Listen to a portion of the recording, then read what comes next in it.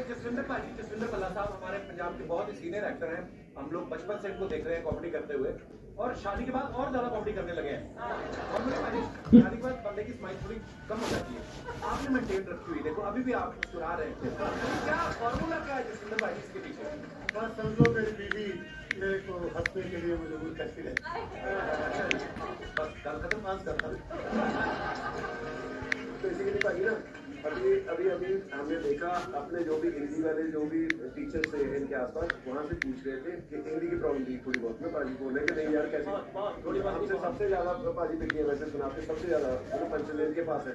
अब ऐसे है कि हिंदी कैसे बोले तो उनको पूछ रहे हमारे पास या तो पूरा टप को क्या कहते हैं हिंदी में। और ये प्रैक्टिस करेंगे सुबह से, जितने इनके दोस्त दिल्ली में बैंगलोर में सबसे सुबह से हिंदी में बात है। अनुराधा क्या हाल है तुम्हारा? ये सही बात है, पंजाबी आदमी इंग्लिश से इतना नहीं डरता जितना हिंदी से डरता है। और ये कहावत है लोग आमतौर पे बोलते हैं कि जो फनी आदमी होता है ना लड़कियां उसकी बड़ी फैन होती हैं। कितनी गर्लफ्रेंड रही आपकी शादी से पहले? शादी से पहले कि मतलब टोटल फंसाना नहीं चाहता आपको शादी से पहले? पहले वाली एक तो उन्होंने बता दी अनुराधा, मुझे भी आज पता चला है। क्योंकि भाजी यही सेम सवाल मेरा आपसे भी है। आप भी शुरू से आपको देख रहे हैं हम, हालांकि आप बड़े सीरियस एक्टर, बड़े कमाल के हैं, आपके तो हमने सारे सीरियल देखे हैं, पर कॉमेडी की अगर बात करें तो अब सीरियल आपकी भी गर्लफ्रेंड रही है पहले क्या कहते थे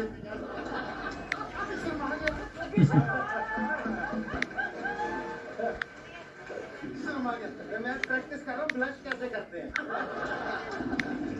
सर ये हादसा सबके साथ होता है और आप तो मेरी पूछ रहे हैं, मुझे तो आपकी पता है सारी।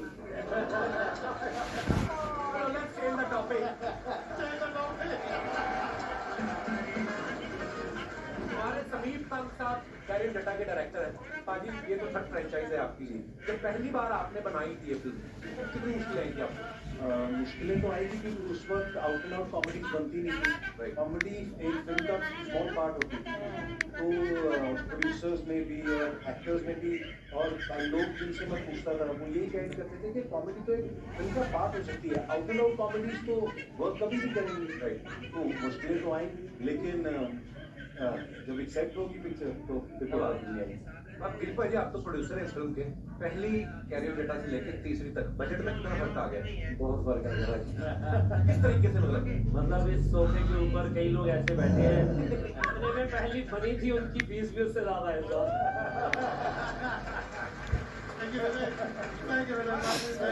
और वो सोफा आपसे बिल्कुल बगल में है। आपके बिल्कुल बगल में है।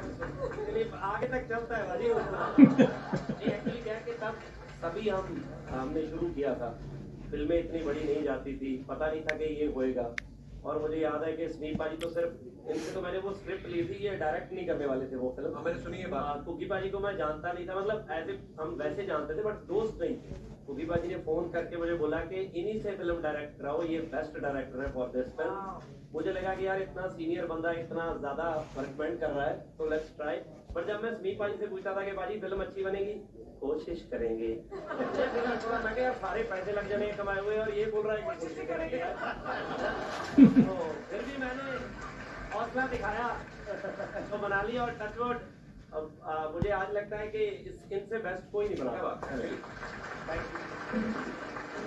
जब से मैं कुकी पाजी को देखते थे ना, जब तब उस समय ऑडियो कैसेट्स आते थे, तो ऑडियो कैसेट में ही कॉमेडी होती थी। उसके बाद डीवीडीज आने लगी पाजी, है ना जसविंदर भाई? आप भी पहले ऑडियो कैसेट बहुत आते थे, फिर डीवीडीज आने लगी, फिर डीवीडी का दौर खत्म हुआ, फिर पंजाबी फिल्में आ गई। भाई सबसे ज्यादा किस दौर को एंजॉय किया कुकी भाई आपने? देखिए दौर जो भी आता है वो बहुत अच्छा आता है, लेकिन अपना वो फन दिखा के निकल जाता है, ये भी दौर निकल जाए। लेकिन आपने ऑडियो कैसेट की एक बात की तो मुझे एक किस्सा याद आ गया। अपने क्रिकेटर है जी हरभजन सिंह, अभी वो स्ट्रगल कर रहे थे, अभी टीम में नए नए आए थे। तो उससे पहले उनके घर के 3 घर छोड़ के वो खुद बताते हैं, भाई वो शो देख रहे होंगे सॉरी है, बोले सामने एक लड़की रहती थी, वो बोले हम रोज प्रैक्टिस के बाद 1 घंटा मैं छत पे 1 घंटा वो भी छत पे, तो दूर दूर से ये सब नैन वैन लड़ते थे।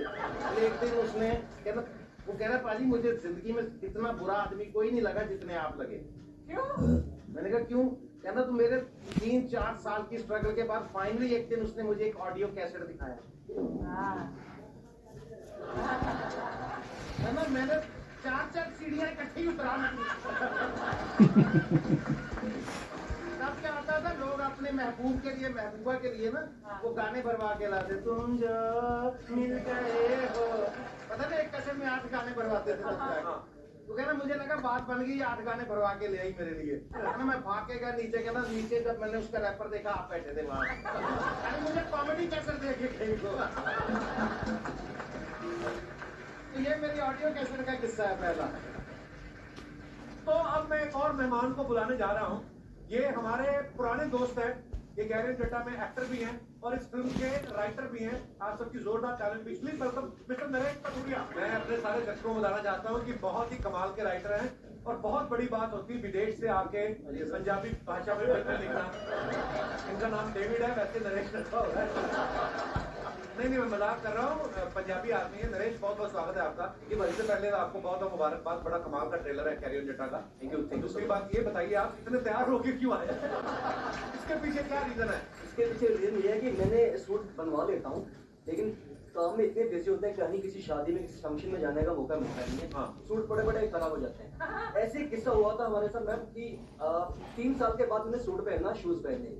तो अवार्ड शो था पंजाब में, तो बिन्नू पर स्टेज पे गए, इन्होंने बड़े प्यार से नाम अनाउंस किया कि ये अवार्ड मेरे छोटे भाई नरेश कटोरिया की वजह से है, तो नरेश स्टेज पे आ जाओ। मैं खड़ा हुआ स्टेज पे जाने के लिए, 3 साल के बाद जूता पहना था, वो टूट चुका था। यहाँ से खुला हुआ है, अब मैं जाऊं कैसे? ये आवाजें लगा रहे हैं, नरेश आ जा। अब 2 लोग मुझे खींच कर पीछे बुला रहे, जा भी नहीं रहा, अब मैं उठ नहीं रहा, खुला हुआ है। फिर मैंने इसे मशवरा दिया, मैंने कहा शूज निकाल और स्टेज पे बोल मैं अवार्ड लेने नंगे पांव आता हूँ।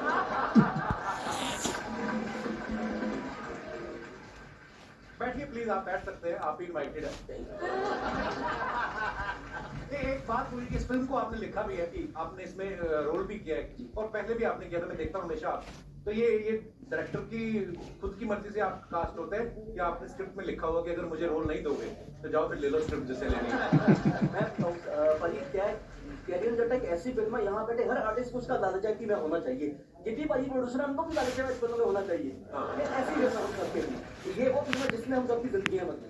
क्या बात। चलो वो इंग्लैंड वाला किस्सा सुनाओ जो लिफ्ट में था, वो क्या था? ऐसे क्या थी, मेरे भी क्या बात थी? गालियां मिली थी, वो लोगों को लगा कि मैं अंग्रेज हूँ, तो कोई पास खड़ा था, तो कुछ साउथ इंडियन लड़के थे, लड़के लड़कियों का कुछ कैंप आया था। अभी कैरियर जट्टा की शूट की बात है, तो लिफ्ट में खड़े हम लोग, तो मैं पीछे खड़ा हूँ। तो जैसे ही मैं पहले मुझे निकलना था लिफ्ट से, तो मैंने ऐसे हाथ में एक्सक्यूज मी बोला।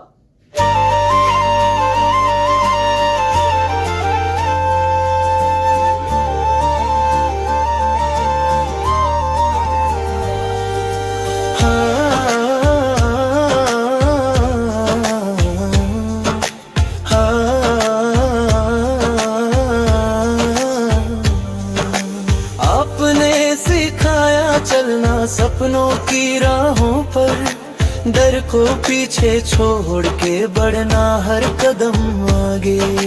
दिल में उम्मीद जगा कर हौसले को दिया आकार, आप ही बनते हर पल में जीवन की सबसे बड़ी पुकार।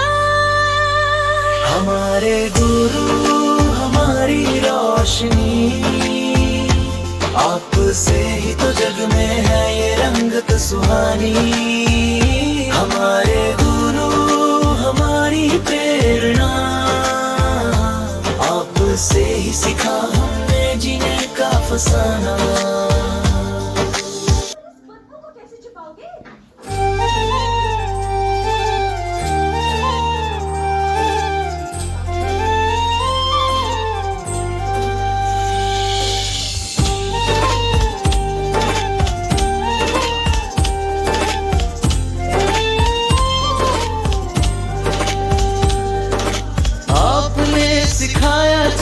सपनों की राहों पर डर को पीछे छोड़ के बढ़ना।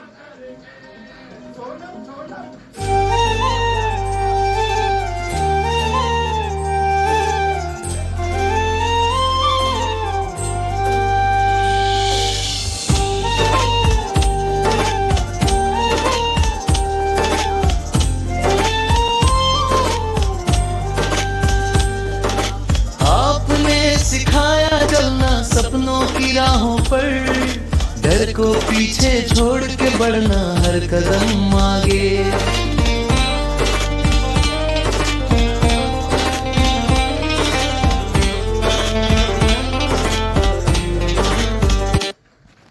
अच्छा, एक तो एक बेजुबान को बजा रहे हैं।